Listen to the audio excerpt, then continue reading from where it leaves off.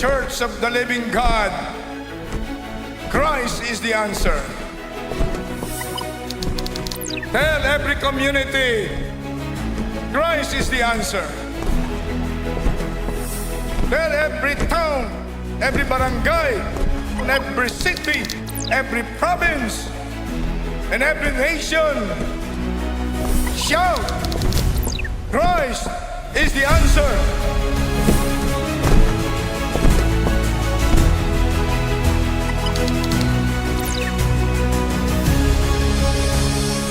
Napakahalaga ang mga anak ng Diyos maging ilaw at asin ng sanlibutan. This is indispensable for all people of God, for all Christians purchased by the blood of Jesus, to show to the whole world that we have love and unity, so that the unbelieving world will finally believe and receive and accept Jesus as the Messiah, Jesus as the Christ, the Son of the living God, Jesus as the only Savior of humanity. Everybody say, our God is not dead. Our God is not dead. Jesus is alive. Jesus is alive. Jesus is Lord. Jesus is Lord. Over the Philippines. Over the Philippines. Over Asia. Over Asia. Over America. Over America. Over Africa. Over Africa. Over Australia. Over Australia. Over Antarctica. Over Antarctica. Over Canada. Over Canada. Over Europe. Over Europe. Jesus Christ, Jesus Christ. the begotten Son of the living God, The begotten Son of the living God. is Lord Is Lord. all over the world. Hallelujah, praise the Lord. Hallelujah! Praise the Lord! Once again, isigaw po natin, Hallelujah! Praise the Lord! In 1, 2, 3! Hallelujah! Praise the Lord! Sige po, mataas na palakpak para po sa Panginoon!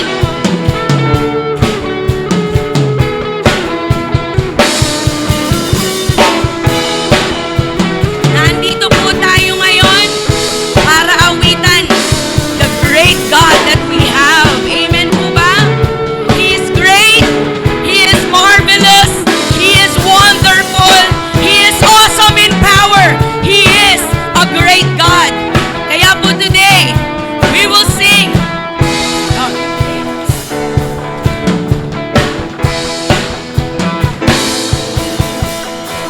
Great are your works, great are your works, great are you, Lord, in all the earth. Great is your power, great is your strength, great are you, Lord. Once again, we just declare, great are your ways, great are your works, great are you, Lord, in all the earth. Great is your power, great is your strength, great are you, Lord, and greatly to be praised. Your greatness, your famous name is exalted in all the earth. Glory, glory, hallelujah. Glory to the God of Israel. Glory, glory, hallelujah. And all the earth will sing victory, great God.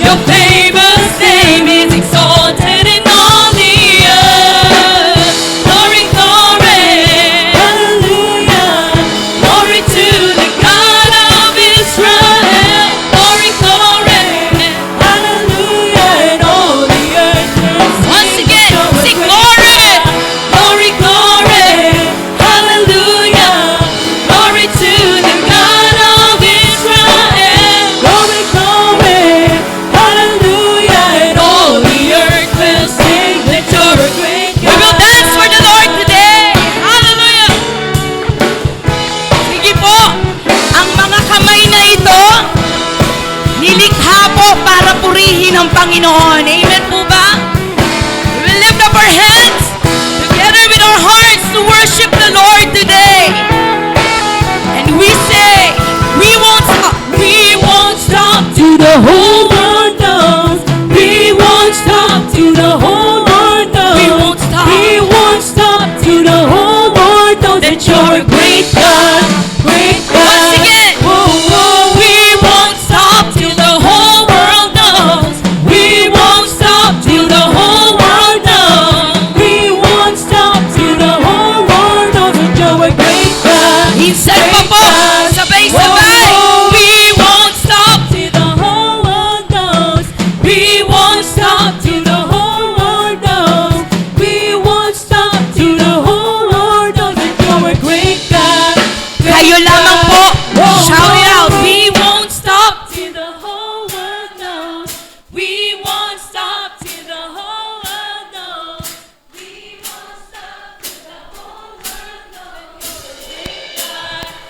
Once again, shout it out. We won't stop till the whole world knows. We won't stop till the whole world knows. We won't stop till the whole world knows that you're a great God, great God. Whoa, whoa, we won't stop till the whole world knows. We won't stop. We won't stop till the whole world knows. Never stop. We won't stop till the whole world knows that you're a great God. With all our heart, shout it out.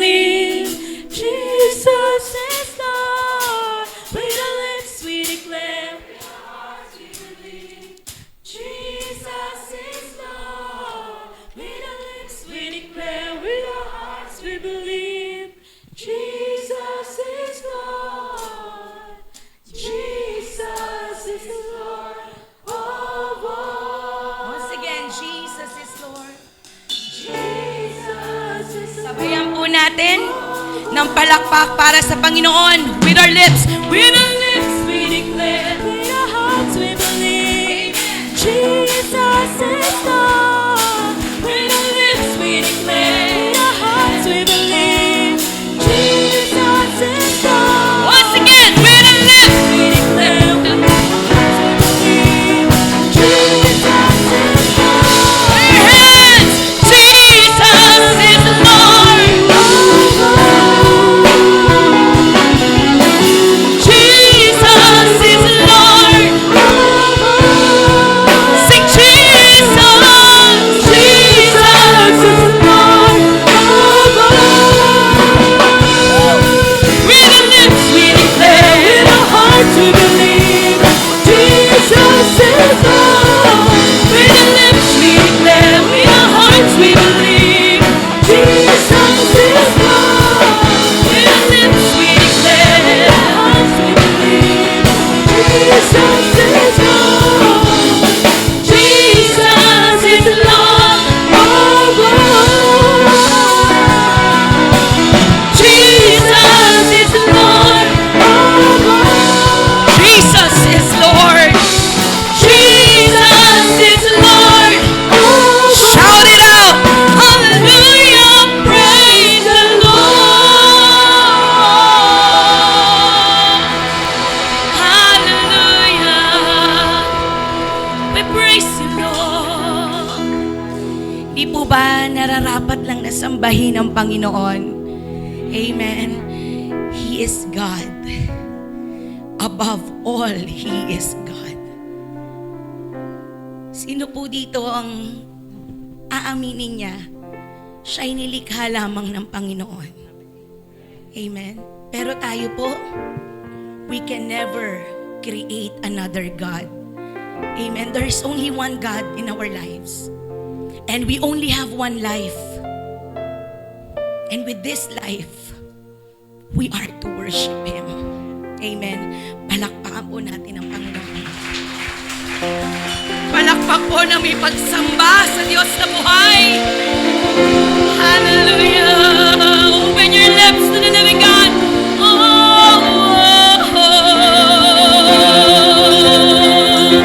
We give you praise, Lord. We worship you, Jesus. We honor your name, Lord. Be exalted in this place. Receive the praises of your people.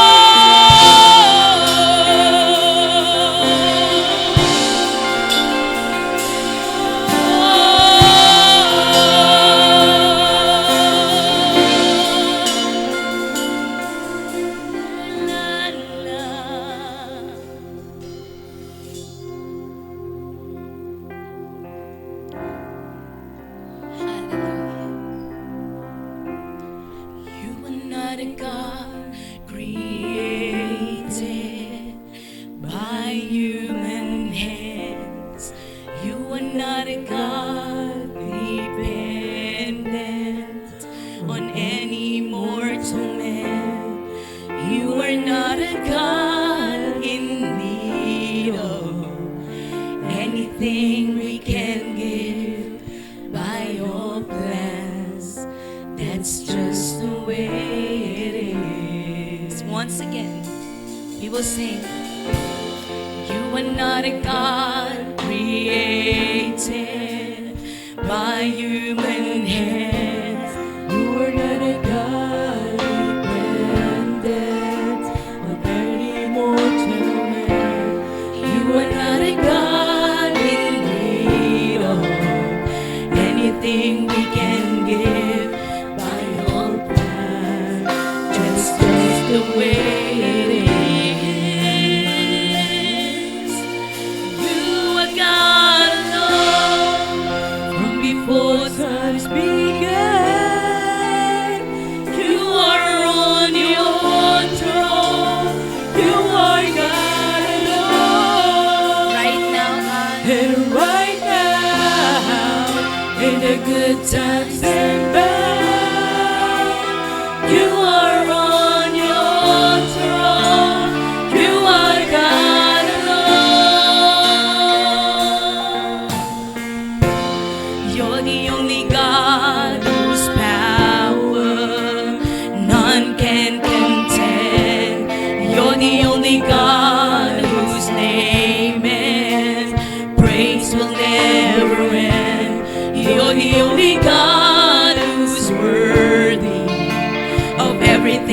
I can give. You are God, that's just the way it is. You are God alone, from before time began. You are on your throne. You are God alone. And right now, in the good times and bad, you are on your throne. You are God alone. You are God alone. From before times began, you are on your throne. You are God alone. And right now, in the good times and bad, you are on your throne. You are God alone. You're unchangeable, unshakable, unstoppable. That's what you This is who are. God is. Sing again. You're unchangeable, unshakable, unstoppable. That's what you are. This is who you are, God. You're unchangeable, unshakable, unstoppable. That's what you are. Sing it out loud. Who God is. You're unchangeable, unshakable, unstoppable. This is who you are in our lives, God. You're unchangeable, No matter the circumstance, unshakable, no matter the situation, unstoppable. you never stop loving us, Lord. You are unchangeable,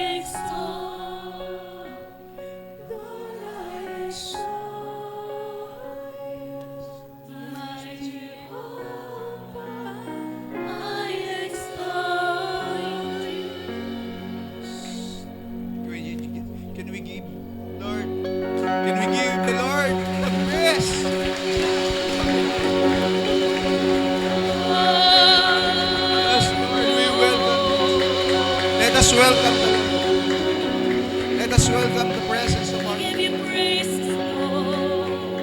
Hallelujah, hallelujah. Yes, Lord. Salamat, Panginoon. Muli pinaranas mo sa amin kalagitnaan ng iyong presensya, Lord. Napakabuti mo, Panginoon. Di ka nagbabago sa aming buhay. Salamat, salamat. Lord, we thank you. Hindi mo pinagdamot ang iyong presensya ngayong umaga. Di kami nagkamali sa pagpunta namin dito sa palambahan mo, Lord. Ngayon pa lamang kinatagpo mo na, Panginoon, ang lahat ng panalangin namin. Salamat, Lord. Lord, as we come before you, Lord, we humbly ask, Lord, for your forgiveness sa aming mga kasalanan na gawa, Panginoon. Sa mga nakalipas na oras, mga nakalipas na araw, Lord, kami po'y nagkasala. Kami po'y nagkamali, Panginoon. Kami po'y nakasakit ng iyong damdamin. Lord, patawarin niyo po kami, Panginoon. Muli, Lord, pakalinisin mo ang aming mga puso, ang aming mga isipan, Panginoon. Dalisain mo ang bawat puso, Panginoon, ng iyong mga anak na nandirito ngayon. Even, Lord, sa mga nanonood online, Panginoon. Lord, touch every heart, Panginoon. Touch every heart. Forgive us, Father. Forgive our sins, Lord. Salamat, Panginoon. We thank you. For you are faithful and just, Lord, to forgive us. Salamat. Father, we ask and pray, Panginoon, sa gagamitin mo ngayong umaga. Lord, we pray, ibuhos mo, Panginoon, sa kanya ang anointing mo, Panginoon. Lord, ang salita mo lang, Panginoon, ang mamutawi sa kanyang mga labi. Lord, yung anointing mo sa kanya idadaloy, Lord, papunta sa kongregasyon namin, Panginoon. Salamat, salamat, Lord. Ngayon pa lamang inaangkin namin ang victory sa first service na ito, Panginoon, hanggang sa mamaya, Panginoon. Maraming pong salamat. Sa iyo po namin binabalik ang lahat ng papuri, pasasalamat, pagsambat mo, alhati. Ito po ang aming samot dalangin sa pangalan ni Jesus. Amen and amen. Praise God, praise God, praise God. Magandang umaga po, makakaupo na po tayong lahat. Praise the Lord. Palakpak po sa ating Panginoong Jesus na buhay. Amen and amen and amen. A blessed day, blessed morning, o anumang inyong mga oras sa inyo po, sa mga nanonood, sa mga sumusubaybay sa atin, sa JL page ng Sampaloc. Magandang araw po. Special mention po sila Brother Henry na nasa California na nanonood ngayon. Tama po ba? Praise God. Si Ate Feli Baho na nasa Taiwan. Siguro po maging yung aking kapatid na nasa Canada ay nanonood. Magandang umaga po sa inyo. Praise God. Handa na po ba tayong makinig ng salita ng Diyos? Praise God, maraming handa na. Pumalakpak nga po ang handa ng makinig ng salita ng ating Panginoon. Glory to God. Sa ating pong pagpapatuloy, ngayon po ay huling linggo na po ng Pebrero. Tayo pa rin po ay nasa tema ng ating pong JL team na Breakthrough Purity that Honors God. Praise the Lord. Ito po ang ating pong naging tema mula noong February 1 hanggang February 28. Ito pa rin po ang ating pong binabaybay, ating pinag-aaralan, ating ninanamnam. Hindi po dahil tayo po ay hindi naggugunita o nagsa-celebrate ng araw ng mga puso, kaya pure heart. Pero po ang ibig lamang po na ipadama o ipahatid ng ating pong tema ngayong pong buwan ng February ay kailangan po natin magkaroon ng malinis, dalisay na puso para makapagbigay po tayo ng honor sa ating Panginoon. Amen po ba? Sa 1 Corinthians 6:19, ito po yung pinaka-theme verse. Idamay ko na po hanggang 20. Wala din po yan sa PowerPoint. Sabi po ng 1 Corinthians 6:19, you should know that your body is a temple for the Holy Spirit that you receive from God and that lives in you. You don't own yourself. Verse 20, God paid a very high price to make you His. Binayaran tayo ng malaking halaga ng ating Panginoon para tayo ay mapasa Kanya at i-honor daw po natin ang ating Panginoon sa ating mga katawan. Tayong lahat ay templo ng banal na Espiritu simula nung ating pong kinilala, tinanggap, na-encounter si Jesus Christ sa ating pong buhay. So we ought to honor God in our body. Amen po ba? Sabihin mo nga sa iyong katabi, ikaw ang templo ng banal na Espiritu. Ano naman po ang sabi niya? Oo, alam ko. Sabi po ba niya sa inyo? Alam niyo ho, ang templo ay tahanan.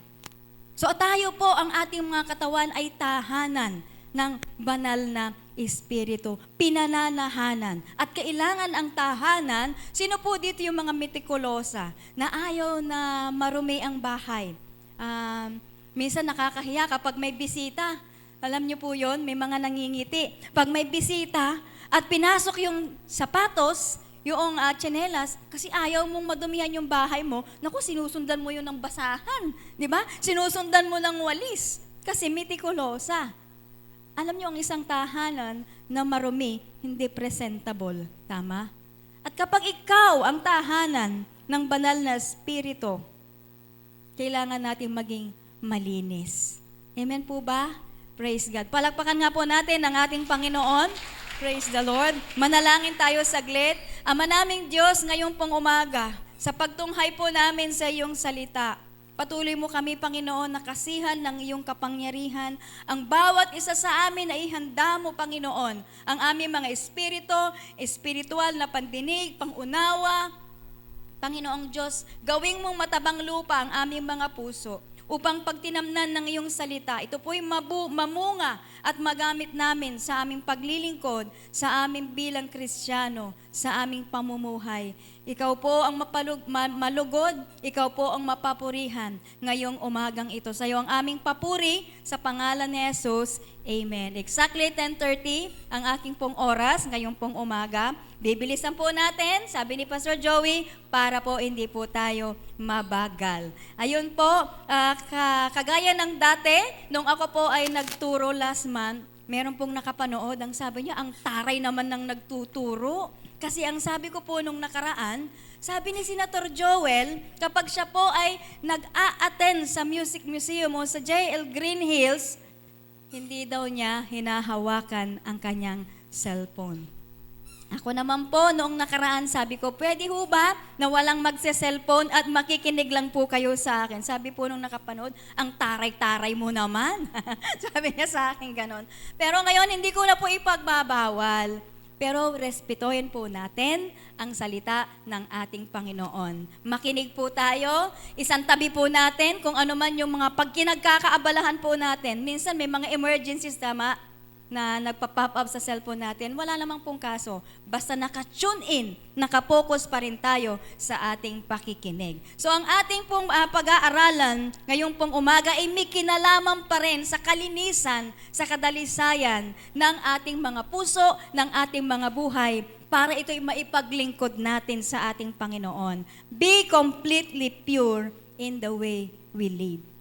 Be completely pure in the way we live. Tayo daw po ay maging malinis sa paraan ng ating pamumuhay. Ito po ay isang command o challenge sa bawat isa sa atin. Definition po ng purity sa ating pong introduction. Purity is a heart and life made clean by the Holy Spirit. Isa pong puso at isang buhay na nilinis ng banal na Espiritu, free from sin's control and fully devoted to God. It means having sincere motives, holy desires, and integrity in both action or thought and action. Ano po ang ibig sabihin nito? Isang buhay, isang puso na nilinis ng ating Panginoon, free daw o malaya sa kontrol ng kasalanan at nakalaan sa ating Diyos. Ibig pong sabihin, may sinseridad na motibo, pareho po sa ating aksyon at sa ating kaisipan. Kung ano yung iniisip natin. Naalala ko yung sabi sa Biblia, nakalimutan ko. Ano daw po yung nasa puso mo? Laman ng puso mo, yung lumalabas sa bibig mo. Pag puno ka ng galit, ano yung lumalabas? Bad word. Pag naiinis ka, nakikita sa ginagawa mo. Sinisipa ang pusa, sinisipa ang aso, di po ba? Pati katulong mo na hindi naman sila kadamay. Kasi yun yung laman ng iyong puso. Tama po ba? Kaya po, ngayong pong umaga, ilaan natin yung ating mga buhay para tayo po ay malinis sa ating Panginoon. Sa ating pong teksto, 2 Corinthians chapter 7 verse 1, ito po ay admonition o isang bilin po ito ni Pablo. Ang sabi niya, "Dear friends, we have these promises from God," sa easy to read version, "so we should make ourselves pure, free from anything that makes our body or our soul unclean. Our respect for God should make us try to be completely holy in the way we live." Nandyan po yung ating title. To be completely holy in the way we live. Mga minamahal, yamang taglay natin ang mga pangakong ito, linisin natin ang ating mga sarili mula sa bawat karumihan ng laman. Ito pong ating body at espiritu na ginawang sakdal ng kabanalan sa pagkatakot sa Diyos. Alam niyo po ba na ang purity ay often used in the scripture as means to communicate holiness. Ginagamit po sa banal na kasulatan ang salitang purity para i-communicate o sabihin sa atin ang perfection. Ano po yung perfection? Sister Frida, nagkakamali naman po tayo. Sabi ni Pastora Cora kanina, di po ba walang taong matuwid, walang taong perfecto, pangalan lang yung perfecto. Pero walang taong perfecto. Pero alam nyo ba, yung purifying ourselves is a twofold action. Turning away from sin and turning toward God. Aalis tayo sa kasalanan at tayo ay pupunta sa ating Panginoon. Perfecting holiness means that the Corinthians were to have nothing to do with paganism. They were to make a clean heart or break clean heart with their past and give themselves to God alone. Doon po kasi sa Corinto, sa church ng Corinto, sila ay namumuhay sa paganism. Ano po yung paganism? Yung mga practices na hindi po maka-Diyos. Kagaya ng Sister Frida. Ito po yung kanilang former idolatrous practices in Christian worship. Nung nakaraang Martes, ang aming pinag-aralan, yung pong goddess ng prostitute. Nandoon, yung templo nandoon sa Corinto. Kaya bago sila magsimba, bago sila mag-alay, meron sexual immorality. Meron silang ginagawa na hindi tama. Ano pa po? Yung kanilang eating meat na sinasacrifice sa idols. Yung mga disorderly communion meals, sexual immorality, ang dami nila. Sa 2 Corinthians chapter 12:21, kung ating titignan, ang dami nilang paganism. Kaya sinabi dito po sa ating tekstong kayo na tayo po yung pong pangako na meron sa atin ng Diyos, kailangan nating linisin ang ating mga sarili. Alam niyo po ba na ang ating Panginoong Jesus, nung kinreate niya po ang mga bagay, ay merong pong kalinisan. Everything God created was pure. Sabi po sa Genesis chapter 1:31, God looked at everything that He had made, He saw that it was very good. Naalala niyo po? Noong pong kinreate ng Panginoon, nagkaroon ng langit at lupa, nagkaroon ng liwanag, everything. Huling-huli ang kinreate niya ang tao. Pagkatapos, pagdating sa 31, sabi niya, tinignan ng Diyos ang kanyang nilikha, ang kanyang nilalang. At ano po ang sabi? It was very good. Maayos, maganda. Noong panahon na yon, tinatawag nating merong shalom, merong peace, walang sakit, walang kahirapan, di ba? Nung panahon ni Adan at Eva, nung hindi pa nahuhulog sa kasalanan, walang sakit, walang karamdaman, walang kahirapan. Merong shalom, merong kapayapaan. Bakit? Dahil ang kinreate ng ating Panginoon ay malinis, maganda. There was no death, decay, pollution, or sin. In Him there is no confusion, contradiction, compromise. Everything He does is good noon. At lahat ng create ng ating Panginoon ay malinis. God creates pure things because He is pure. Nilikha niya ang lahat sapagkat siya ay nag-iisa at totoong Diyos. Kaya importante po sa Kanya ang purity, kalinisan, kadalisayan. Pag sinabi nating puro, walang mix, tama? Purong alcohol, purong sabon, wala pong nakahalo. Ganon ang ibig sabihin ng ating Panginoon. Walang halo, malinis ito, free from contamination. The human beings He created are to reflect His image and to live in pure, unbroken communication with Him. Kasi nga, siya po ay Diyos na may kaayusan, Diyos na may kalinisan. Ano ang nangyari, Sister Frida? Bakit nagkaroon ng karumihan? Dahil po, umentra ang kasalanan. Dito po, sin is the corruptor of purity. Di po ba shalom, may kapayapaan, pure, malinis? Ano ang nangyari? Pumasok ngayon ang kasalanan. Kaya nagkaroon ng impurity ang sangkatauhan at ang tao. Sin is the corruptor of purity. Ano po yung corrupt? Sa salitang talamak ay kurakot, tiwali. Di po ba? Magnanakaw. Sa atin naman pinag-aaralan, yung pong corruptor ng purity natin na kasalanan, ito po yung umaagaw. Ito po yung pumapasok para hindi tayo makapamuhay ng may kabanalan. Tingnan niyo po ang sabi ng Psalms 14 verse 3, "But everyone has turned away from God, they all have become evil." They all have become evil, not even one person does things that are right.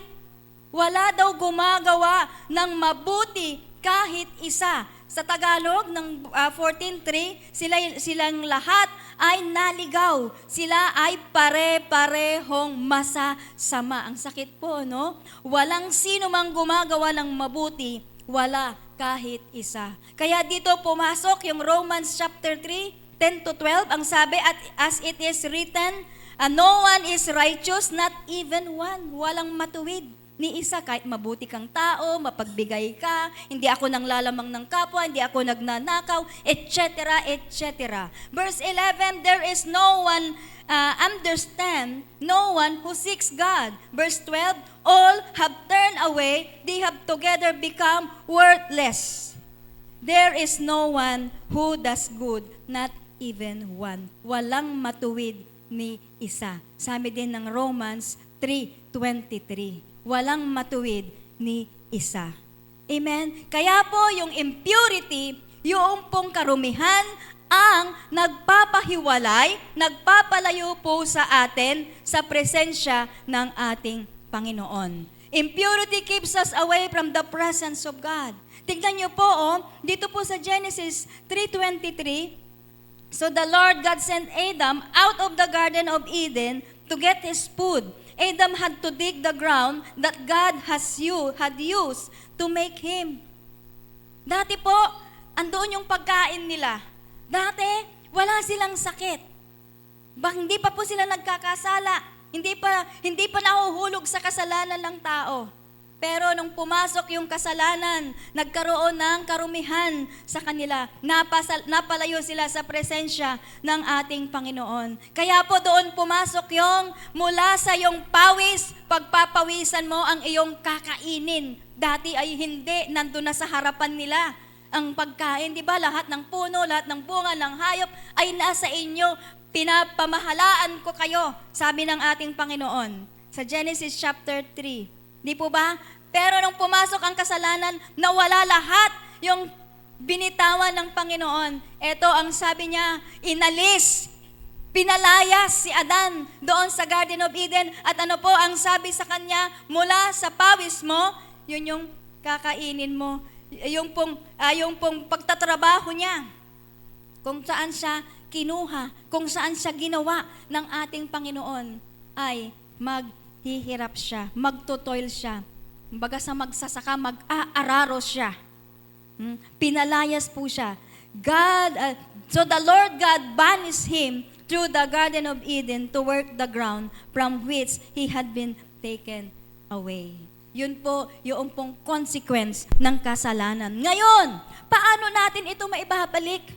Paano natin marireclaim yung kalinisan, yung kadalisayan na yon na originally intended for us?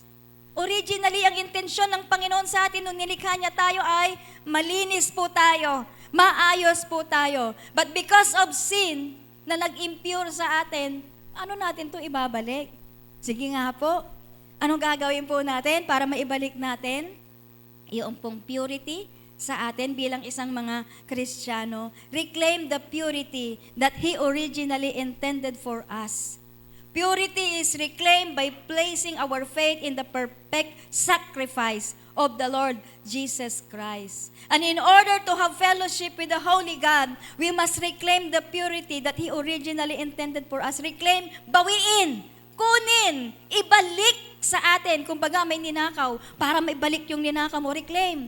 Kunin mo ulit yung ninakaw sa'yo. Ninakaw ng kaaway ang kalinisan, kapayapaan, kaginawaan sa atin, ibalik, kunin natin ulit. Amen po ba? Kaya ngayon, ano po ang gagawin po natin?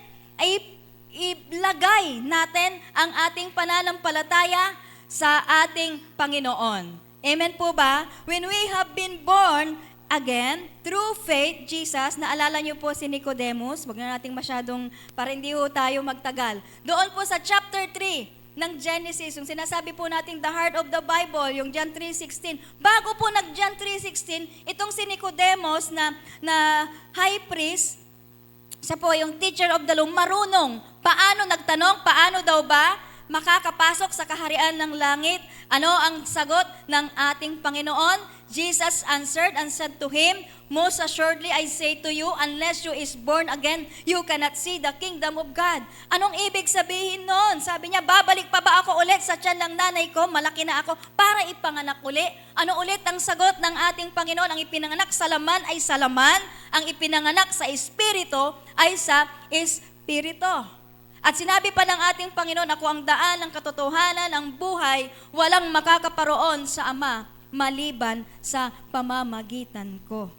We cannot be pure enough on our own. Kailangan natin ang ating Diyos na buhay.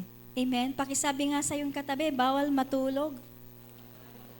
Hello? Pumalakpak nga po yung gising. Very good. Hallelujah.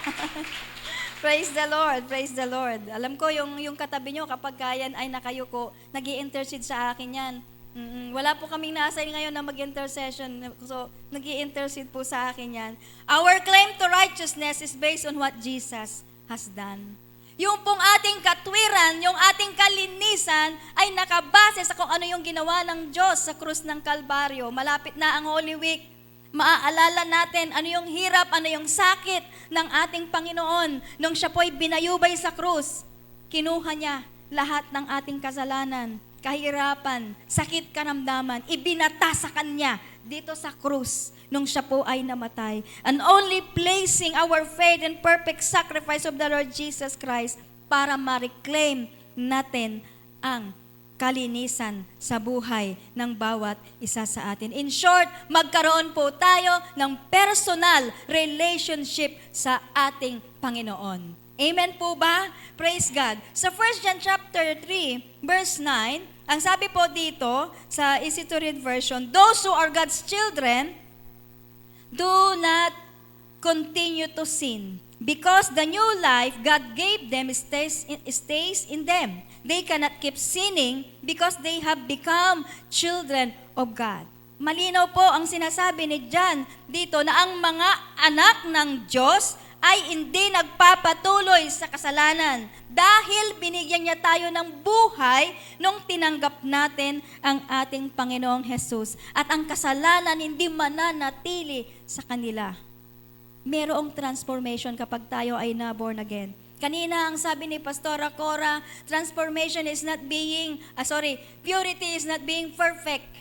Hindi perfect ang pagiging pure, kundi tinatransform niya tayo. Binabago tayo ng ating Panginoon. Tama po ba? Kaya nga po, ulitin ko po yung verse natin. No? Sabi niya, "Dear friends, we have these promises from God, so we should make ourselves pure, free from anything that makes our body or our soul unclean. Our respect for God should make us truly or try to be completely holy in the way we live."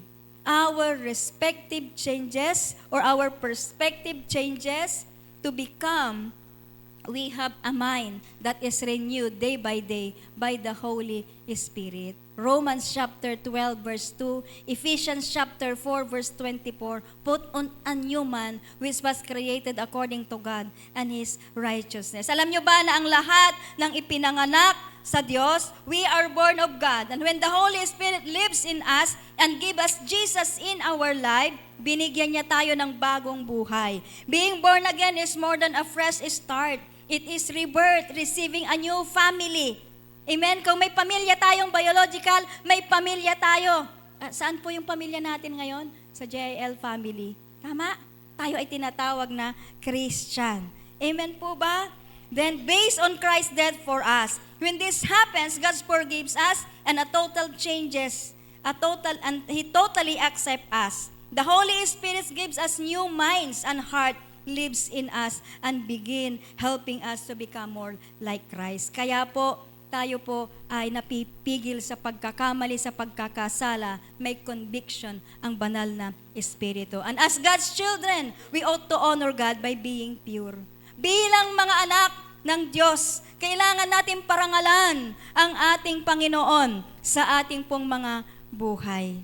Amen po ba? Kagaya ng example ko kanina, ang isang bahay na marumi ay hindi presentable. Ang isang bahay na marumi ay nakakahiyang panirahan. Ganon din po ang banal na Espiritu na nakatira sa atin. Ito po ang bahay niya. Itong ating katawan na ito. Kailangan maging malinis at kaaya-aya tayo sa ating Panginoong Jesus. We strive to forsake sin. Tayo daw po ay nagkakaroon ng effort para po itakwil, iwasan ang kasalanan. Tayo ay nagsisikap. We desire to live in purity. Ninanais natin na mamuhay ng may kalinisan. Tama? Sino po yung takot magkamali? Yung kada nagkakamali ka ay merong ting. Bawal yun. Tama? Kapag alimbawa sa opisina, hindi mo naman dapat yan na payagan. Tapos ay, nakipag-compromise ka. Pero meron sa konsensya mong mali yun. Meron po bang ganon sa atin? We desire to live in purity. We enjoy fellowship with the God of purity. Amen? Yung term daw na purity ngayon is used today in relation to sexuality. Sexual purity is freedom from immorality or perversion. Girls sometimes wear purity rings to indicate their commitment to saving sex for marriage. Ito pong purity na to ay ginagamit sa ngayon para po sa mga magkasintahan. At ginagawa po ng mga ibang kababaihan para ma-identify, ma-distinguish sila na sila po ay, sorry sa word, yung hindi pa po sila nagkakaroon ng sexual intercourse, sinisave nila yon para sa kanilang mapapangasawa, nagkakaroon sila ng sing-sing na purity kung tawagin. Purity is closely related to holiness, and those who walk in holiness will keep themselves sexually pure, abstinent before marriage, and monogamous within marriage. Yung bang ikaw, mayroon kang karelasyon, yung pong katawan mo, pasensya na po kayo, kailangan natin maunawaan, ito po ay inahanda mo para sa mapapangasawa mo. Tama po ba? Kaya po itinuturo po natin, sex outside marriage is a sin. Tama? Ang sex po hindi po marumi. Ini-educate po tayo dyan. Pero ang sex ay ginagawa po natin within the bound of marriage. Kaya nga po ang mga kabataan, sinasabihan natin sila, anak, alagaan mo yung sarili mo, mag-ingat ka. Huwag kang basta-basta. Diba? Hindi isang ganun lang sa'yo ay bibigay ka na. Alagaan mo yung sarili mo. Amen. Yung monogamous nung tinignan ko, ito po yung pagiging tapat o pakikipagrelasyon sa iisang kapareha lamang sa bawat pagkakataon. Ito ay relasyon ng dalawang tao na walang ibang kasyosyo sa pag-ibig o sexual na aspeto. Pakikipagrelasyon sa iisang tao.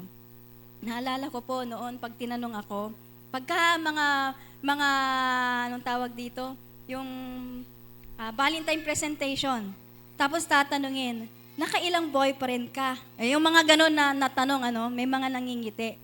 Lagi lang po ang sagot ko. Hindi ko naman sinasabing ganun din ang gawin nyo sa mga wala pang asawa, mga young adult at KKB. Lagi ko pong sagot, siya po yung first and last. Lagi ko pong sinasabi yan kasi yun po yung aking na-experience. Isa lang po ang aking asawa at siya yung una at huli. Siya yung first boyfriend ko at siya rin yung aking napangasawa. I-preserve natin ang ating sarili ng may kadalisayan, may kalinisan. And then, let's go po. Bakit nga ba kinuman sa atin na maging completely pure sa ating pong pamumuhay? Dahil po sa pagiging malinis, meron pong pagpapala. 3 lang naman po ito. At alam ko pong magiging mabilis po tayo. Number 1, na blessing. Bakit nga ba ikinuman po sa atin na maging malinis tayo sa ating pamumuhay? There is blessing in purity. May pagpapala sa pagiging dalisay, sa pagiging malinis, sa pagiging maayos sa harapan ng ating Panginoon. Ano po ang sabi ng Matthew chapter 5 verse 8 sa ERV o Easy to Read version? Great blessing belong to those whose thoughts are pure. Pagpapala daw. Great, ibig sabihin dakila, malaki na pagpapala para sa mga ang kanila pong mga kaisipan ay puro. They will be with God. Sila daw po ay makakasama ng Diyos. Sa ibang translation, makikita nila ang Diyos. Sa Amplified po, EMPC, sabi po ng verse 8 ng chapter 5, blessed, close parenthesis, hindi na po nailagay, close parenthesis, ibig sabihin ng blessed dito ay, mapalad ay happy, enviably, fortunate, and spiritually prosperous. Possessing the happiness produced by the experience of God's favor and especially conditioned by the revelation of His grace. Ang ganda po. Regardless of their outward condition. Kahit na po ano daw yung kanilang kondisyon. Sabi niya po dito, are the pure in heart for they shall see God. Yung pong blessed na isang salita lang, ang laki o ang lawak ng kanyang ibig sabihin o ipaunawa sa bawat isa sa atin. Kapag tayo po ay malinis sa harapan ng ating Panginoon, ang pagpapala ay aapaw po sa atin. When our hearts are clouded with impurities, we cannot experience God's presence or hear God's voice. Tama po ba? Kapag ang iyong kaluluwa, ang iyong puso ay punong-puno ng karumihan, do you think maririnig mo ang boses ng Panginoon? Do you think mai-experience mo ang presensya ng Diyos? No, lalayo ang presensya na nakukwens ng Holy Spirit sapagkat ayaw niya ng kasalanan, ayaw niya ng marumi. Baka naman sabihin niyo si Ate Frida, parang di nagkakamali, parang di nagkakasala. Hindi po. Lahat po tayo, kaya po tayo nag-aaral. Kaya po tayo nandito para tayo ay matuto at maibahagi po sa atin ano ang isinasabi ng Biblia. Amen? Palakpakan nga po natin ang ating Panginoon. Praise God, praise God. So ang una po na command at ating pong makukuha, bakit nga ba tayo kailangan maging malinis sa ating pong buhay? Merong pagpapala ang may malinis na puso. Unholy people cannot fellowship with God. Tandaan po natin, parang sinasabi ng isang tao, I cling to my impatience, gluttony, slothfulness, katamaran, katakawan, moodiness, and have fellowship with God at the same time. Hindi pwede po yun. Yung ginagawa mo yung dito sa mali, mundo, tapos kasama mo ang Panginoon, hindi ho pwedeng mangyari. Next slide. True holiness is the pathway to fullness of life and joy. To be holy is to be holy and satisfied in Christ. Yun daw pong kalinisan, kadalisayan, kabanalan ay isang daan para maranasan po natin ang kaligayahan, fullness of joy, yung buhay na maayos, sagana, at kasiyasiya. Ano po ang ibig sabihin? It implies that when we desire to live in purity, we will build deeper intimacy, understanding and receiving God's guidance daily, nauunawaan natin ang Panginoon. Kung ano yung nais niyang sabihin, deeper intimacy, lalalim yung ating relasyon sa Kanya. At ang Kanya pong guidance ay ating pong mararanasan araw-araw. This opens divine power and authority to overcome challenges in life because we are set apart for Jesus. Kapag tayo ay malinis, kahit marami kang pinagdadaanan sa buhay mo, kahit grabe na ang iyong problema, andyan ang Panginoon na hindi umaalis sa'yo, tutulungan ka kahit anong estado mo sa buhay. Amen? Praise God. Palakpakan natin ang ating Panginoon. In pursuing holiness, you will fulfill the experience that all God had in mind when He created you. Ano yung nasa isip ng Diyos nung create niya tayo doon sa umpisa? Everything was good. Everything was pure. So yun ang nasa isip ng Panginoon. Kapag ikaw ay malinis, you can claim that sapagkat yan ang intention niya sa'yo. Church, holiness positions the church for continuous blessing and favor. Tayo po ay nakaposisyon sa pagpapala ng ating Panginoon kapag tayo ay mayroong kadalisayan na puso. Amen? To be holy is to be wholly satisfied. Buo. Satisfied. Yung satisfied, walang kulang. May contentment. Tama? Wala ka nang hahanapin. Satisfied ka na nga eh. Tama? Ganon ang ipinapakahulugan ng ating Panginoon. Pangalawa po, bakit kinuman sa atin na completely pure sa ating pong buhay, sa paraan ng ating pong pamumuhay? Because there is beauty of purity. Anong kagandahan doon sa pagiging malinis, pagiging dalisay na puso? Ang sabi po ng Hebrews chapter 12 verse 14, do everything that you can, sa easy version, do everything that you can to live in peace with all people, be faithful to the Lord. Nobody will see the Lord unless they are holy. Tayo po ng mga bumabasa, ang Hebreo po ay walang specific na author, pero unknown ang nakalagay. Pero noong akin pong nire-research po ito, nakita ko po doon sa Spirit-filled Bible na nakalista si Paul, nakalista si Luke, marami pong mga possible na maging writer sa Hebreo. At yung mga bumabasa, tayo ay pamilyar na ang ceremonial cleansing, ito po ay isang ritual para i-prepared para sa worship bago po sila pumunta doon sa templo. Alam po nila na kapag hindi sila malinis, hindi sila makakapasok sa templo. Naalala ko ang mga Muslim. Ang mga Muslim po, bago sila magsala, alam niyo po yun, nung kami po ay pumunta sa Saudi, bago sila pumasok sa moske, maghugas sila ng paa, kamay.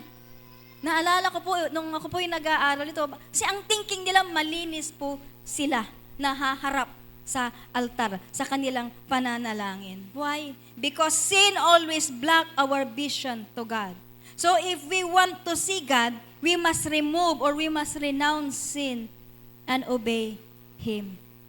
So ito pong sinasabi ng beauty, ng purity, yung kagandahan. Yung makikita mo ang ating Panginoon kapag tayo ay may malinis na puso. Ano po ang sabi ng Psalms chapter 24, 3 and 4? Who may ascend to the hill of the Lord, or who may stand in His holy temple? Sino daw ang tatayo sa kanyang burol, sa kanyang bundok? Sabi niya, he who has clean hand, verse 4, 3 and 4 pala po. He who has clean hand and a pure heart, who has not lifted up his soul to an idol, nor sworn deceitfully. Kanta po ito, tama Ate Jem? Isa po itong kanta. Sino daw ba ang makakatayo sa burol ng ating Panginoon. Siya na may malinis na puso. Ito po yung kagandahan ng meron tayong kalinisan. Sino po ba ang gusto na makita ang ating Panginoon? Lahat po tayo, amen? Pumalakpak nga po yung gustong makakita sa ating Panginoon. We must have that pure heart sa ating pong mga buhay. Amen po ba? Praise the Lord. You reflect the beauty and the splendor of our Holy Lord in this dark world. Kaya kapag may kalinisan ang puso natin at ang buhay po natin, tayo po ay mga asin at ilaw ng sanlibutan. At ang mundong ito na madilim ay iniilawan po natin. Kaya kung ikaw ay nasa opisina, magliwanag ka. Pag sabi mga sa iyong katabi, magliwanag ka. Saan ba siya nagtatrabaho? Estudyante pa lang ako eh. Magliwanag ka sa school. Maging asin ka sa eskwelahan mo. Alatan mo sila. Ang mundong ito na decay o nabubulok, tayo pong mga tinawag na mga Kristiyano ang magkaroon ng alat sa kanila. Anong ibig sabihin? Hindi naman literal na alat yon. Yung pagiging Kristiyano mo, nakikita sa buhay mo at tinitignan nila yung nakikita nila sa Yesu Kristo. Kaya naiilawan mo sila, naaalatan mo sila. Tama po ba?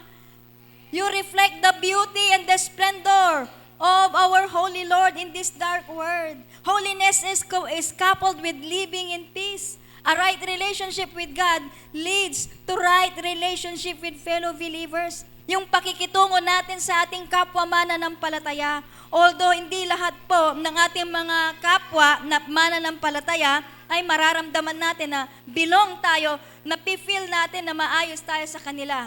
We must pursue peace.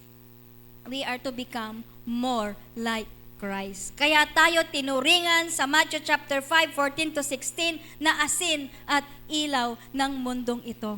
Sapagkat tayo yung magre-reflect sa kanila ng liwanag. Bakit ko naman, next slide, bakit ko naman, why care about holiness?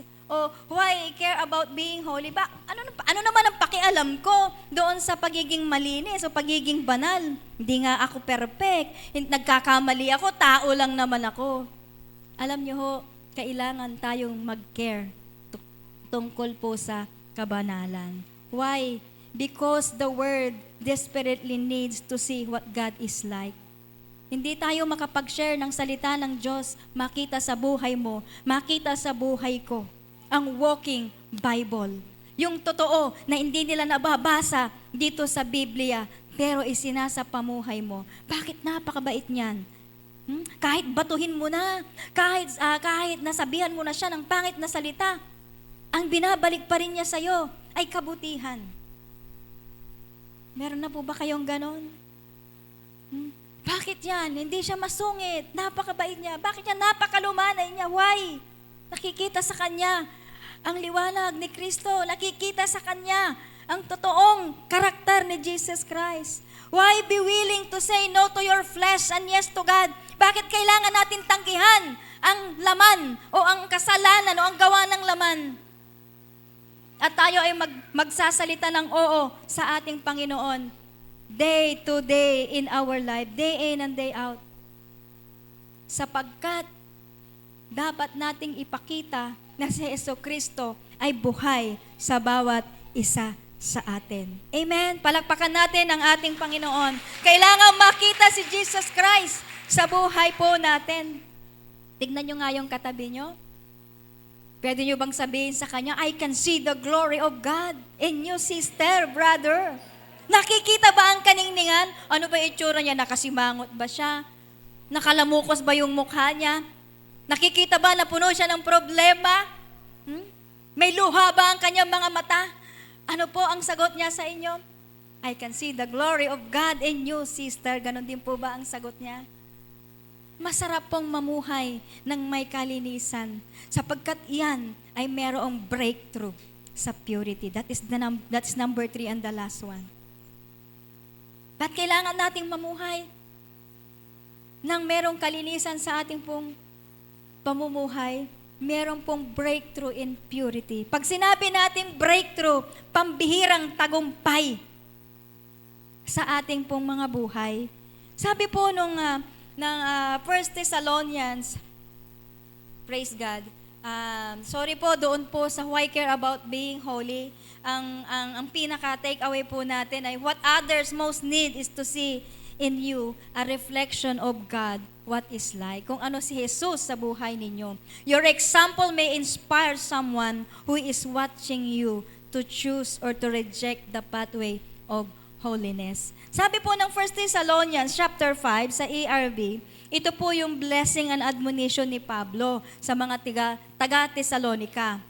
Ito po yung panghuli niyang panalangin. Verse 23 and 24, we pray that God Himself, the God of peace, will make you pure, belonging only to Him. Ang ganda ng panalangin niya. We pray that your whole self, spirit, soul, and body will keep safe and be blameless when our Lord Jesus Christ come. The one who choose you will do that for you. Sino daw po yung pumili sa atin, siya yung gagawa sa inyo. You can trust Him. Pwede nating pagkatiwalaan. Maaring sinasabi nyo ngayon, Sister Frida, mahina ako, tao lang ako, hindi ko kaya yung sinasabi mo. Maging ikaw nga, hindi mo kaya maging malinis all throughout. Hindi ka ba nagkakamali? Maaring sinasabi nyo sa akin yan. Ito po ay isang pangako ng ating Panginoon. He will keep us from falling.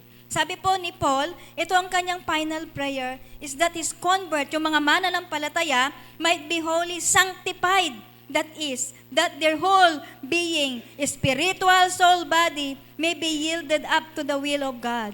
And the power for this accomplishment must come from God of peace Himself. Hindi natin kaya na maging malinis lagi. Pero sa tulong ng banal na Espiritu, kaya natin ito. God's faithfulness gives us assurance that they will be preserved blameless until the return of Christ. Kaya tayong i-preserve ng Panginoon hanggang sa Kanyang pangalawang pagbabalik. God will sanctify your whole being to be blameless in this life until He comes. He will preserve, protect, and present you faultless, walang kapintasan, and joyful before His glorious presence. Sabi po ng Jude 1:24 sa easy to read version, God is a strong and can keep you from falling.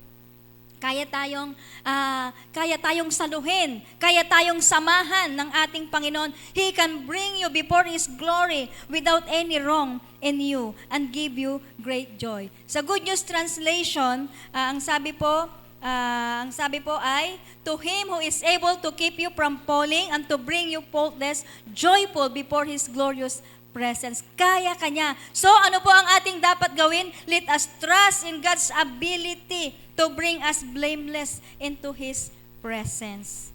Hindi po sa sarili nating kakayanan, mga kapatid.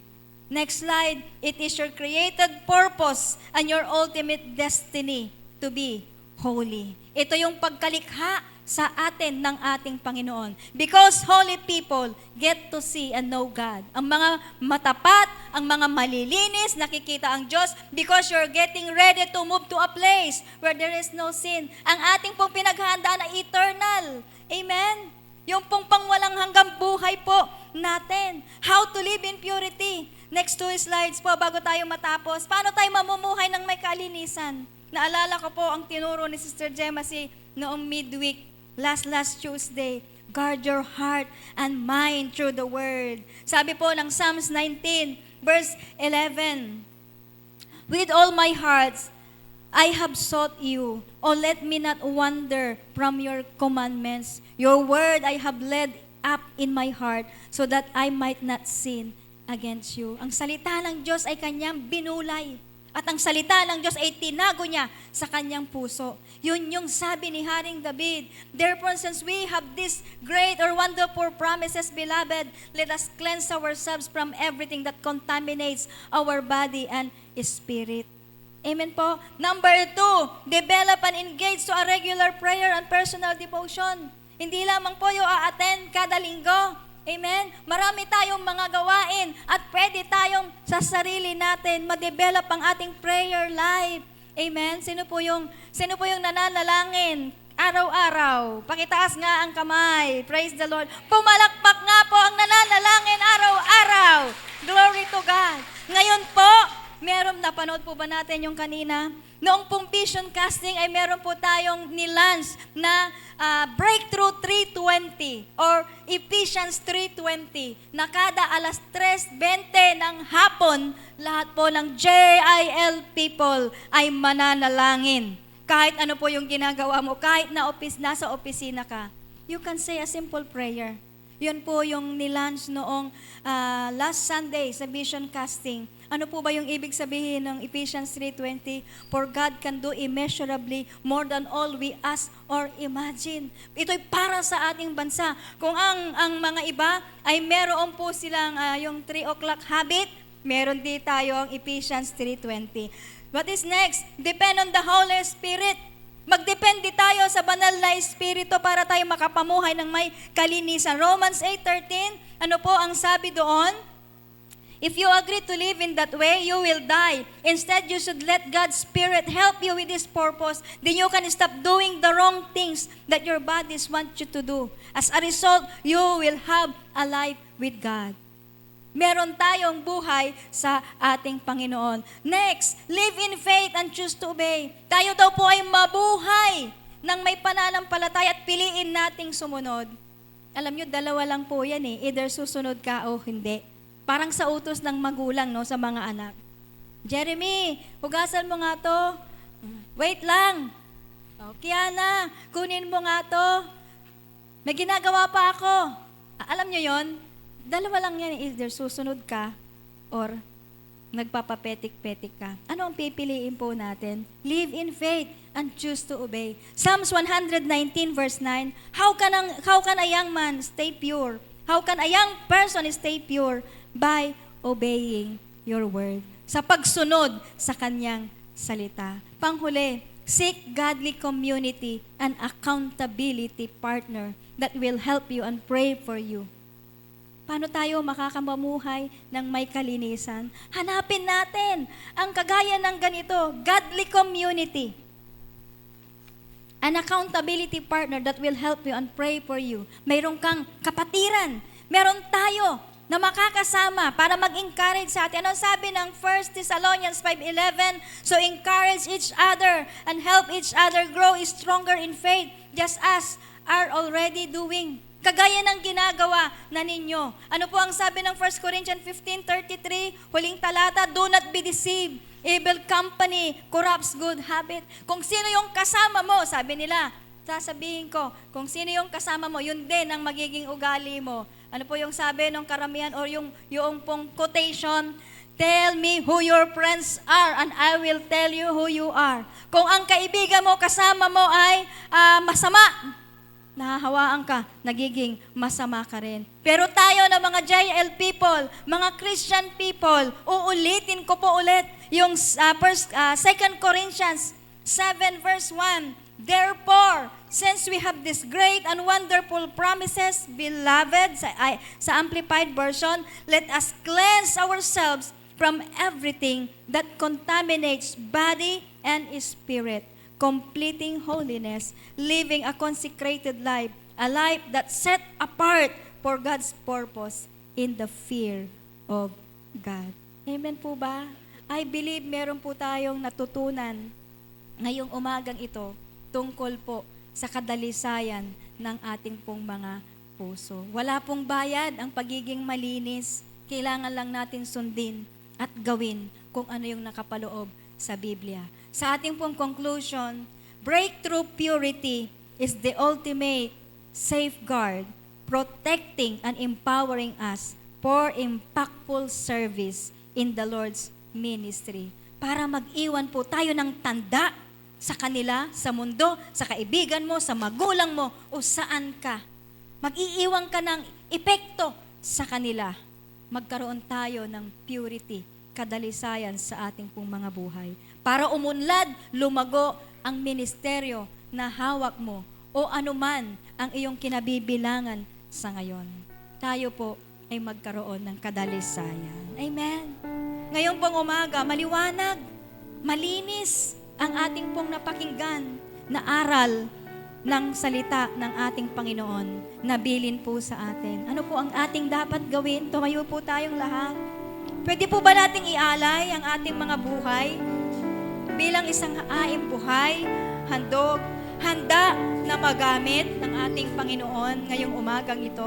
Sabay-sabay po tayo na mag-alay ng ating buhay ngayong umagang ito by singing this song, Hallelujah. Oh, hallelujah, hallelujah. Shikayarayarabakandarabasat.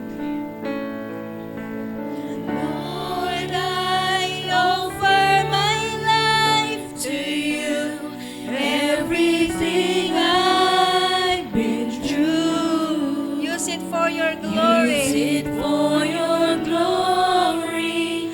Lord, I offer my days to you, lifting my praise to you As a pleasing sacrifice. as a pleasing sacrifice.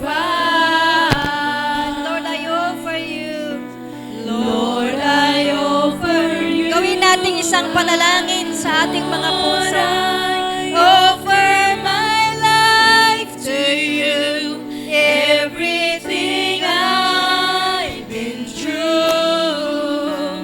use it for your glory.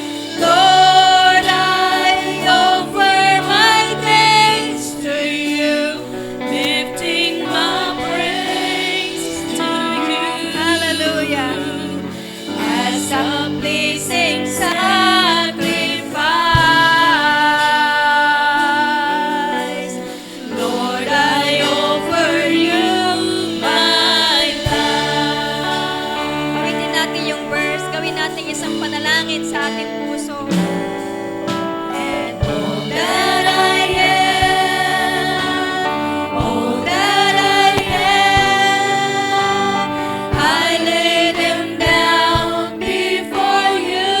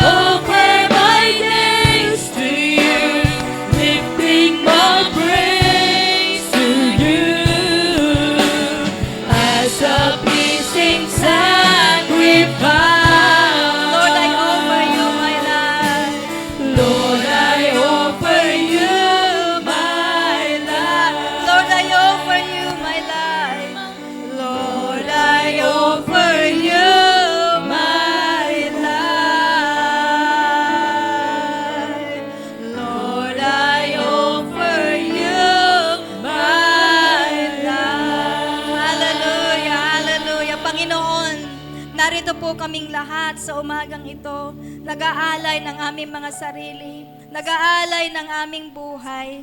Humingi po kami ng kapatawaran kung sa nakaraang araw, nakaraang oras, panahon, hindi kami naging maayos sa iyong harapan. Nakasakit kami ng damdamin ng iba, ng damdamin mo, Panginoon. Hindi kami nakasunod sa iyong kautusan, sa iyong nais sa buhay ng bawat sa amin, na kami ay nilikha mo, na maging matuwid, maging maayos sa iyong harapan. Father, cleanse us by the blood of the Lamb. Here we are today. We are offering ourselves unto you, Panginoon, as a living sacrifice.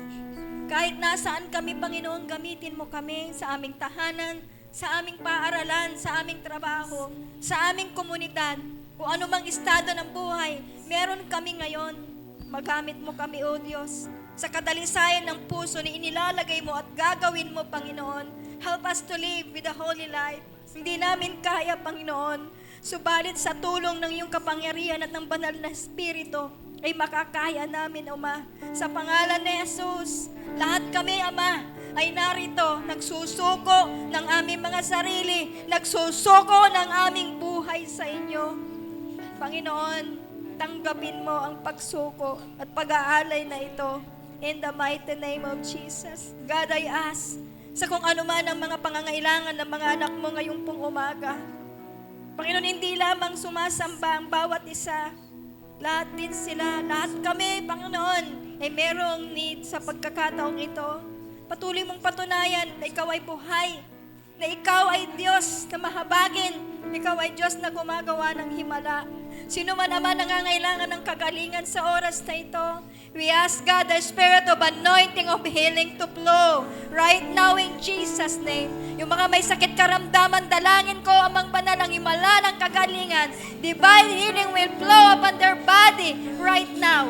Ano mang uring sakit, we canceled, we paralyze in the mighty name of Jesus. Sino man na may kailangan ng financial breakthrough, God, you are our true and almighty God. Kaya mong ipagkaloob lahat ng pangangailangan nila. Let there be financial breakthrough upon each and everyone, upon every family. In Jesus' name, i-bless mo ang kanilang mga businesses, Panginoon. I-bless mo, Panginoon, ang lahat ng kanilang mga hanap buhay, ang kanilang mga employer, ang kanilang mga opisina, sa pangalan ni Jesus. Ang kanilang mga pag-aaral, bigyan mo sila ng karunungan, kaalaman, katalinuhan, kalakasan sa mga nagtatrabaho, Panginoon. Lahat ng pangangailangan ng mga anak mo sa pagkakataong ito, aming itinitiwala, Panginoon. Lord, let there be breakthrough in all aspect of our life today. In Jesus' name, we claim, sealed it, O God, by the blood of Jesus. Maraming salamat. Uuwi kami, taglay ang pagpapala, taglay ang himala, Panginoon, sa pangalan ni Jesus. Maraming salamat, Panginoon. Patuloy ka namin babalikan ng pasasalamat, parangal at papuri ay sa iyo lamang namin ibinabalik. Ito po ang aming samo at panalangin. Ang lahat po ay magsabi ng amen and amen. God bless us all po. I praise you with all of my life. I praise you, Lord. I praise you with all of my strength, with all of my life, with all of my strength, all of my hope. All of my hope is in you. Once again, I praise you, God. I praise you with all of my life. And I praise you. I praise you with all of my strength, with all of my life, with all my strength, all of my strength. Sing it. All of my hope is in you. All together. My life is in you, Lord. My strength is in you, Lord. My hope is in you, Lord. In you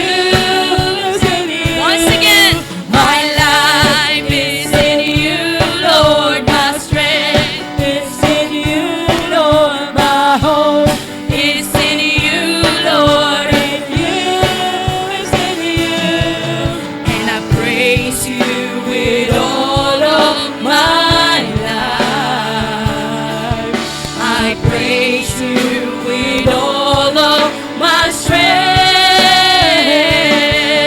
with all of my life, with all of my strength, all of my hope is in you.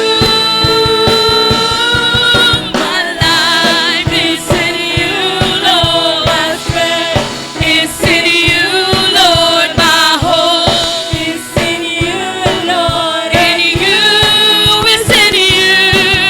My life is in you, Lord. My strength is in you, Lord. My hope is in you, Lord. In you.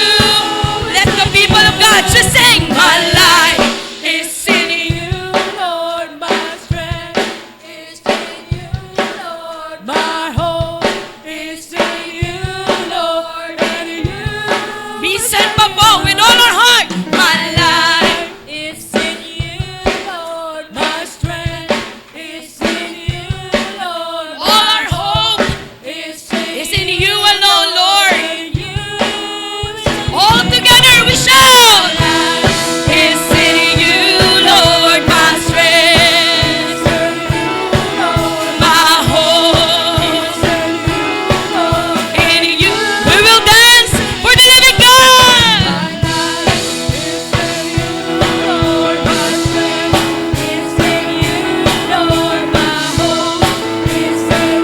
Sa huling pagkakataon po, sabay-sabay nating sabihin, my life is in you, Lord. My strength, oh, my hope is in you, Lord. In you, in you, in you is in you, in you is in you, my Lord. Praise the Lord. Praise the Lord. Makakaupo na po tayo. Are we all blessed? Amen. Praise God. Just like what we have learned today at saka yung mga inawit po natin, we will continue to offer our lives to the Lord, fully surrendering our hearts and allowing the Holy Spirit na i-purify pa po tayo, all for His glory. Amen po ba? Amen. Praise God. Tayo po ngayon ay dadako na sa ating tithes and offering. Samahan niyo po akong basahin sa Luke chapter 21, verses 1 to 4. NIV version po ang ating gamit. Sabi po dito, as he looked up, Jesus saw the rich putting their gifts into the temple treasury. He also saw a poor widow put in 2 very small copper coins. Verse 3, I tell you the truth, he said. This poor widow has put in more than all the others. All these people gave their gifts out of their wealth, but she, out of her poverty, put in all she had to live on. Pamilyar naman po tayo sa kwentong ito. Alam ko pong naririnig po natin ito madalas na maski naluguran po ng Diyos yung offering po ng widow po natin, ng widow po dito sa storya po na to, rather than the rich man. Alam niyo po, as Christians, tayo po ay tinuturuan po ng Panginoon ng obedience through our tithes and offering. Naniniwala po ba kayo doon?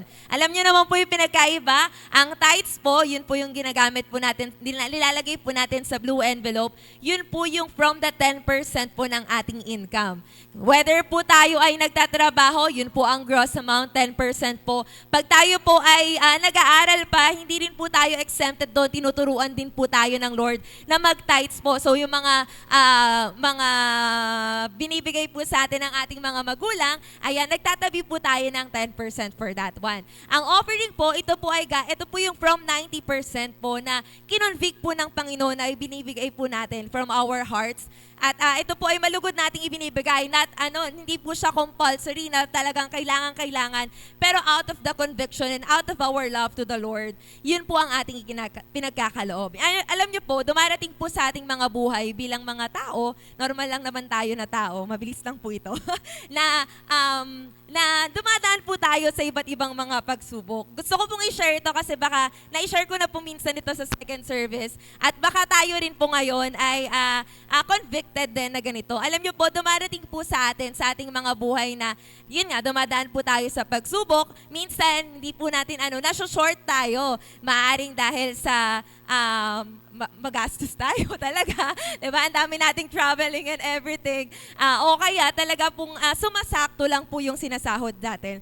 Pero alam niyo po, dumating po sa point ng buhay ko na parang, Lord, ayoko pong mag-tithes. Ayoko pong ibigay kasi ang laki ng 10%. Aminin po natin, di po ba? Parang malaki yun.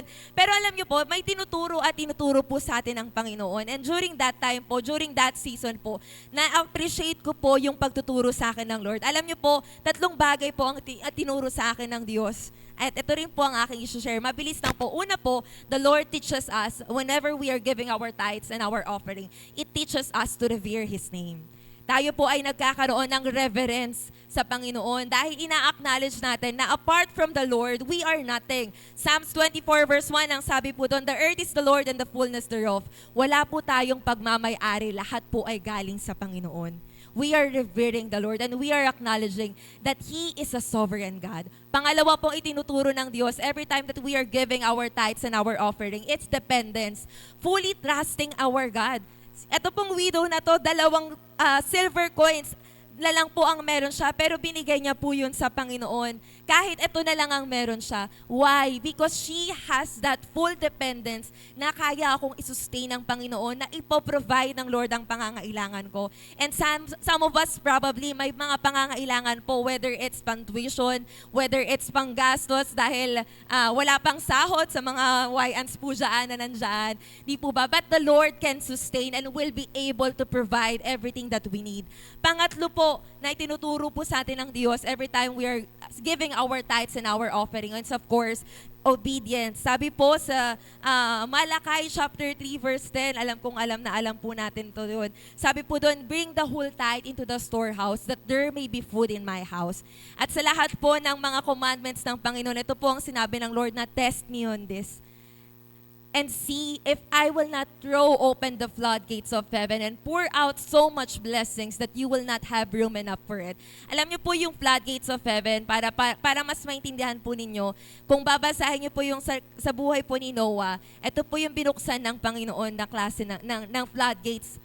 Ganun po, ano po yung, hindi po ba 40 days and 40 nights na umulan at sobra po, halos na-fill po ang earth ng tubig. Ganong pong klaseng pagpapala ang kayang gawin ng Diyos sa ating mga buhay. Every time we revere the Lord, every time that we depend and we trust on Him, and every time that we obey the Lord. At ang sumusunod po ng verses po na yan, ay pinoprotektahan po ng Panginoon ang lahat ng meron tayo. Trabaho man po yan, ang pamilya po natin yan. The Lord, andun po ang covering at ang protection ng Lord every time that we give our tithes and our offering. Amen po ba? Kaya naman, let us ready our hearts. Hawakan po natin ang ating tithes at ang ating offering, and let us continue to pray today. Father God, we thank you for this wonderful day that you have bestowed upon us. We thank you, Panginoon, for continuously allowing us and reminding us, oh God, that every time that we give our tithes and our offering, we are revering your holy name. We are continuously depending unto thee, Panginoon, that you would provide, you would supply, you would sustain each and every one of us. You will continuously you are allowing us, Panginoon, to obey you wholeheartedly in our lives, Panginoon. Ang dalangin namin, O Diyos, na patuloy mo pong pagpalain ang buhay ng bawat isa, ang iyong mga anak, Panginoon, na makakapagkaloob. Gayon din, Panginoon, ang wala pa sa kakayanan. Continue to bless each and every one of us. Ipagkaloob mo ang bawat mga pangangailangan, ang bawat mga pananalangin namin, Panginoon, ay patuloy mong katagpuin. And we pray, Father, for our tithes and our offering, O God, that we will offer it to you today, Panginoon. We pray that you would bless us, you would continue to multiply it, at patuloy na magamit mo lamang, O Diyos, para sa iyong kaluwalhatian, para mas lalo pang ikalalawak ng iyong ministeryo, mas marami pang makakilala sa iyo, Panginoon. Lord, we just entrust everything into your hands. We are claiming your word in our lives. We are continuously declaring, Panginoon, that indeed Jesus is Lord over our lives. You would provide, you would supply, you would sustain us. Bless your people more than ever before, and we just entrust everything into your hands. To you alone all the glory, all the praises, and all the thanksgiving in Jesus' mighty name. Amen and amen. Praise the Lord. Sige, habang po tayo nakakaloob sa ating Panginoon, praise God. I-share ko lang po sa maikling oras bago po tayo dumako sa ilang announcement. I acknowledge po natin ating mga bisita. As Pastora Frida was preaching the Word of God kanina, as I was interceding at the back, I saw a vision na merong isang sheep na kumakain doon sa isang pastulan. Kaya alam ko po na ang salita ng Diyos ay naging matabang lupa sa buhay ng bawat isa po sa atin. And one more thing, yung isa pong tigang na lupa, na alam ko po meron po dito mga bago or marami po tayong mga question or marami gusto pa po nating makilala ang Lord in a more personal biblical way. Alam ko po ang seed of faith na itanim po sa ating mga puso sa umaga pong ito ay hindi mawawala ng kabuluhan. Amen?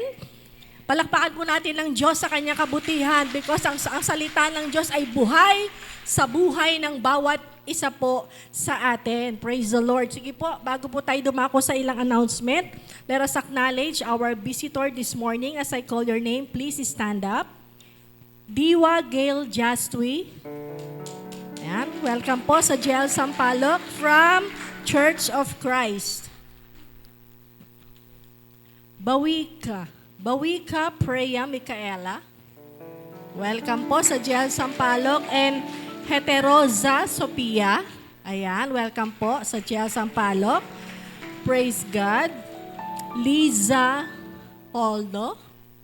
Welcome po sa JL Sampaloc. Praise God. Vanessa Jimenez. Sa taas po. Ay, welcome po sa JL Sampaloc. Asher, so sa taas po siya.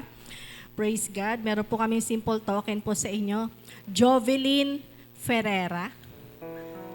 Welcome po sa JL Sampaloc from Freedom in Christ Ministry. Ayan.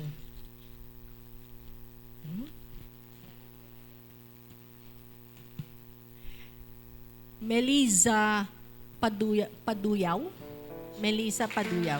Ayan, welcome po sa JL Sampaloc. Criselda Tayaban. Welcome po sa JL Sampaloc. And last but not the least is Jonaline Feliciano. Welcome po sa JL Sampaloc from Assemblies of God. Ayan po, welcome po sa lahat po nating bisita. Alam ko po na ito po simula pa lamang ng pagkasama po natin sa gawain ng ating Panginoon para po sumamba po sa lugar na ito. Praise the Lord. So, ang inyo pong naatinan ay ang ating pong first service sa lugar na ito every Sunday, 10 to 12 noon. In the afternoon, 2 to 4 in the afternoon. Ang ating po mga midweek services po ay tuloy-tuloy pa rin po sa JL Sampaloc FB page. Every Tuesday, Christ is the Answer. And every Thursday, Amazing Grace, 7:30 p.m. sa JL Sampaloc FB page. At syempre po, lagi natin binibigyan daan ang JL Church Worldwide, Prayer and Faith Revival. Alas 6 naman po ito ng gabi. Sa lahat naman po ng may mga apo, pamangkin, kapatid na 5 to 12 years old, meron po tayong children ministry, may Sunday school po tayo doon sa ating second floor sa mezzanine. Pwede po natin silang paatinin upang makarinig salita ng Diyos sa pamamagitan ng ating mga Bible teachers sa kanilang murang kaisipan ay nakakarinig na po sila ng Word of God. Praise God. Sa lahat po ng mga workers and leaders ng JL Dos Castillas, meron po tayong Nights of Prayer this coming Friday, 6 to 8 p.m. sa lugar na ito. Purihin po ang Panginoon. Tinatawagan ko po Sister Hazel para sa ilang announcement po. Ayan, good morning po sa bawat isa. Tinatawagan ko po ang mga mag-aasawa, husbands and wives. Taas po ang kamay. Husband, wife. Ayaw, nahihiya. Yung happily married for so many years. Tapos po, yan, ayun. Kita ko naman ang mga ngiti sa inyong mga mukha. Ayan, kayo po ay aking pong inaanyayahan para po sa darating na Sabado, February 28 sa ating Couples Night. It is an interactive night. Fun date night po ang magaganap po sa ating Couples Night. Kaya I encourage po na tayong lahat ay makasama. Dito lamang po yan gaganapin sa JL Dos Castillas Church sa ganap na alas 6 ng gabi. Meron po tayong take-out dinner, kaya meron din pong registration fee na 700 pesos per couple. So dalawa na po kayo dun sa 700 pesos. Pwede po kayong makipag-ugnayan sa ating mga pastora. Pwede po kay Pastora Frida, kay Pastora Sita, or kay Pastora Lai. Or pwede po sa akin diretso right after the service. Ano po ang suot? Anything na smart casual. Yung makakagalaw po kayo ng maayos. Kasi sabi ko nga po, interactive night po. And let us expect something great on that event because a husband and a wife really works better together in fulfillment of God's purpose and calling in our lives. Kaya magkita-kita po tayo sa darating na Sabado, alas 6 po ng gabi. Maraming salamat po. God bless us all.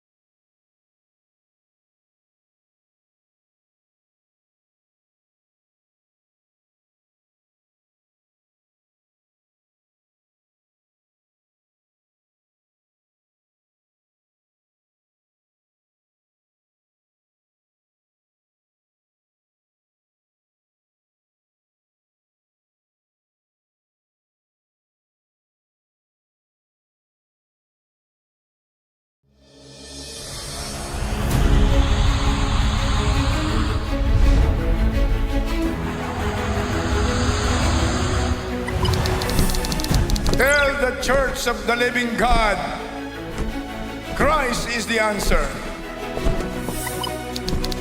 Tell every community, Christ is the answer.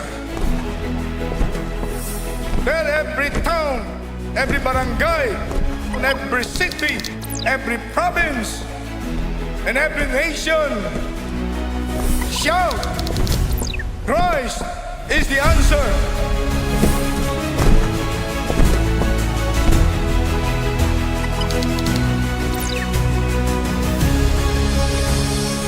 Napakahalaga ang mga anak ng Diyos maging ilaw at asin ng sanlibutan. This is indispensable for all people of God, for all Christians purchased with the blood of Jesus, to show to the whole world that we have love and unity, so that the unbelieving world will finally believe and receive and accept Jesus as the Messiah, Jesus as the Christ, the Son of the living God, Jesus as the only Savior of humanity. Everybody say, our God is not dead. Jesus is alive. Jesus is Lord. Over the Philippines. Over Asia. Over America. Over Africa. Over Australia. Over Antarctica. Over Canada. Over Europe. Jesus Christ. The begotten Son of the living God.